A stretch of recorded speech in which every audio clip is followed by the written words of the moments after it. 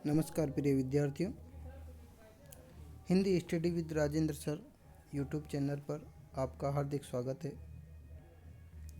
आज हम कक्षा 10वीं के संस्कृत पाठ्यक्रम के बारे में चर्चा करेंगे।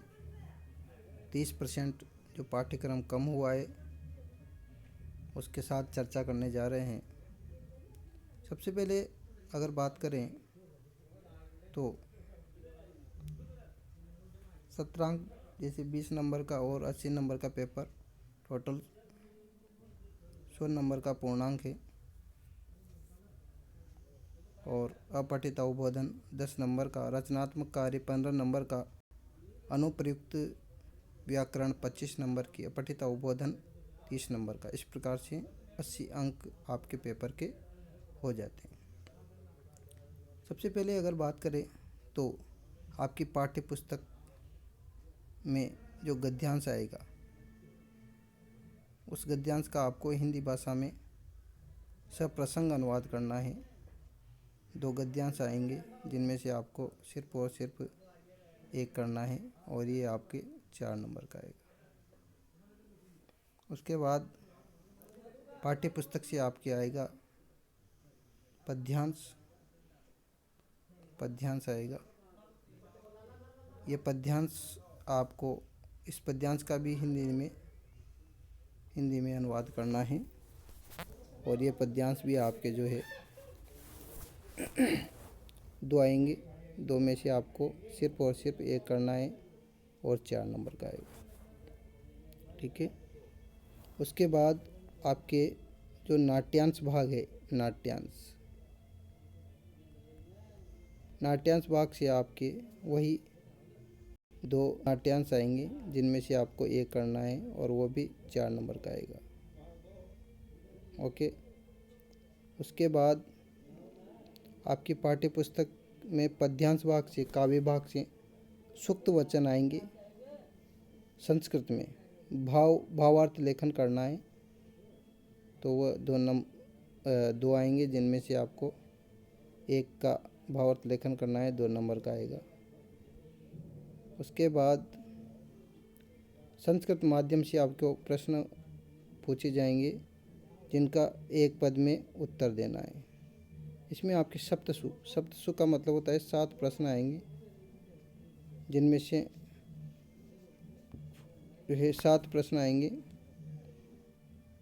7 में से आपको 4 क्वेश्चन करने हैं।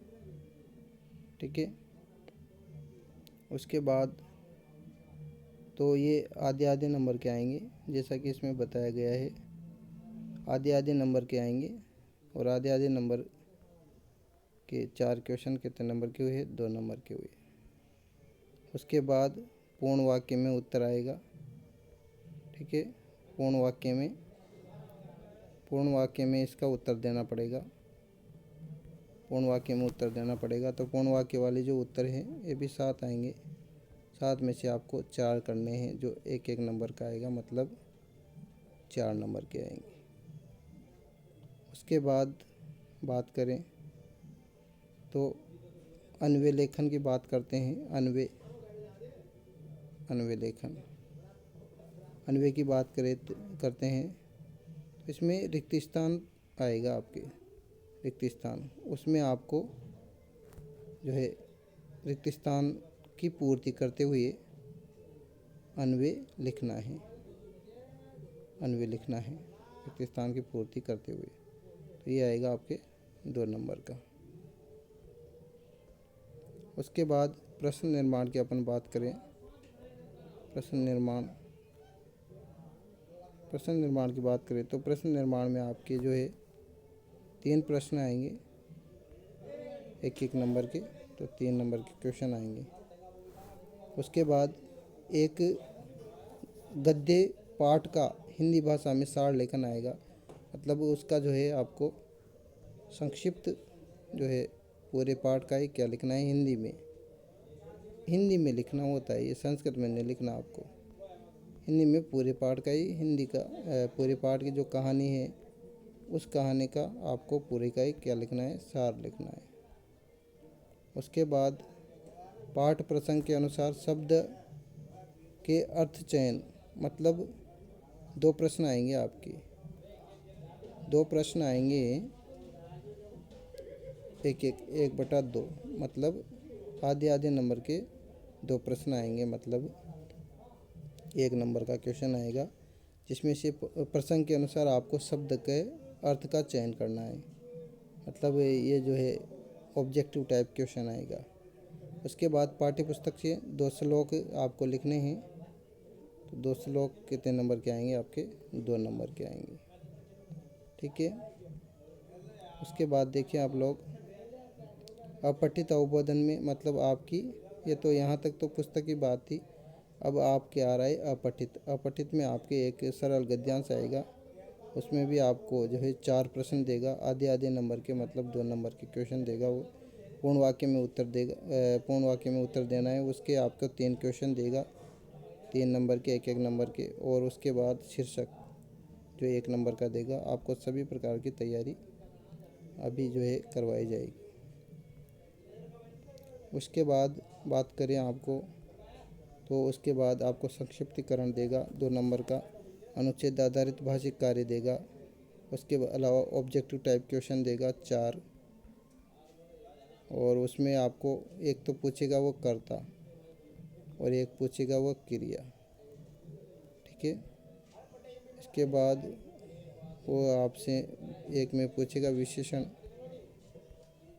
और एक में पूछेगा विशेष्य।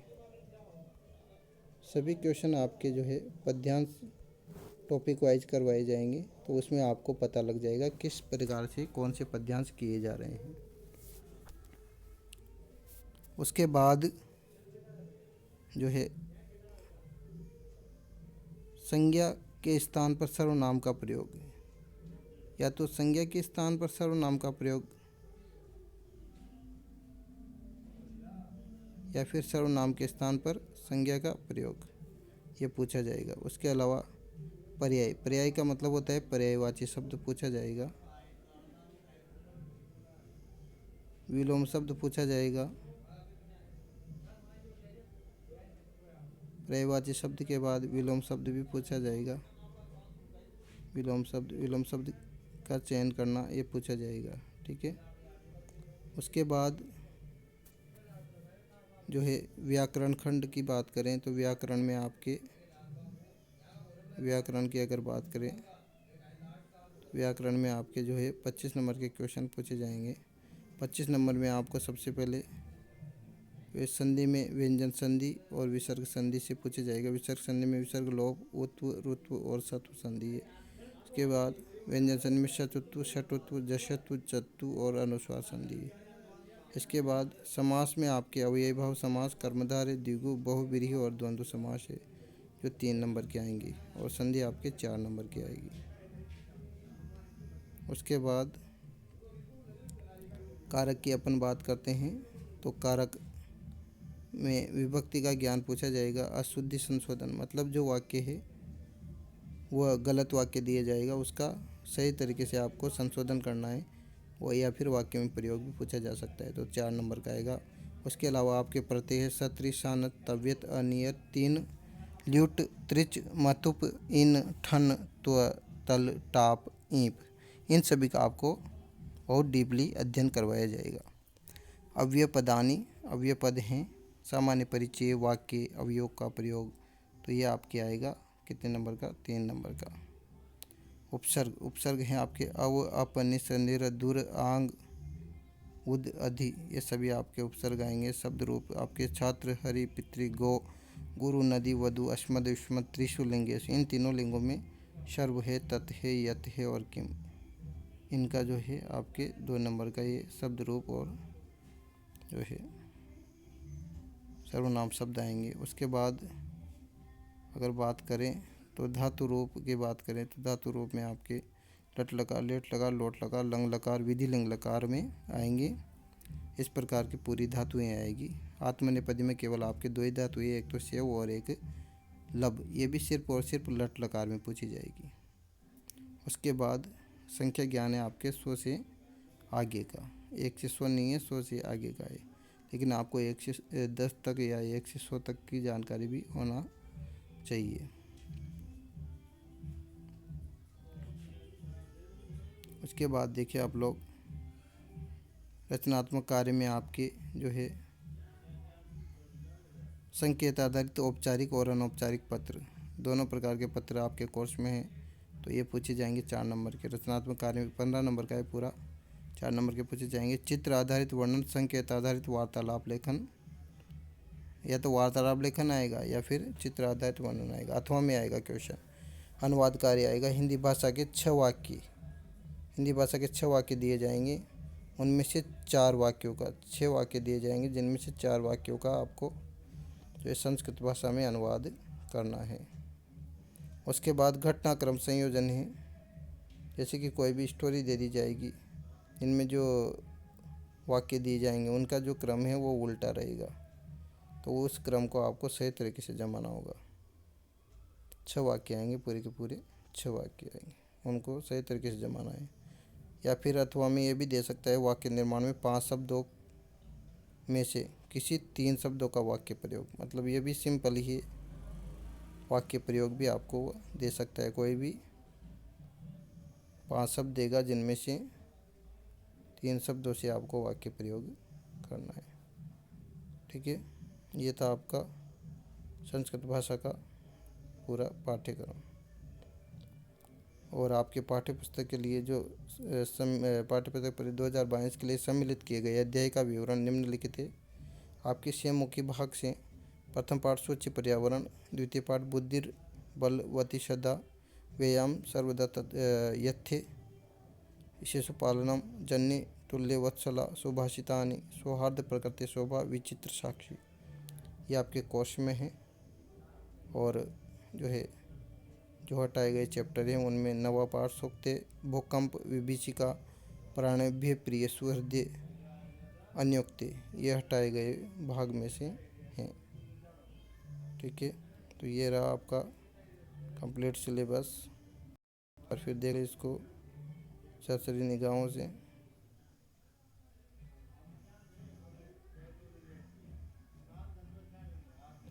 क्योंकि किसी भी विषय को पढ़ते समय आपके सामने सबसे पहले सिलेबस कंप्लीट होना चाहिए कि कौन सी विषय वस्तु कितने नंबर की आ रही है, इसका आपको ज्ञान होना चाहिए। उसके बाद ही आप अध्ययन करें। यदि आप हमारे चैनल पर पहली बार विजिट कर रहे हैं तो चैनल को लाइक और सब्सक्राइब करें। वीडियो देखने के लिए आपका धन्यवाद।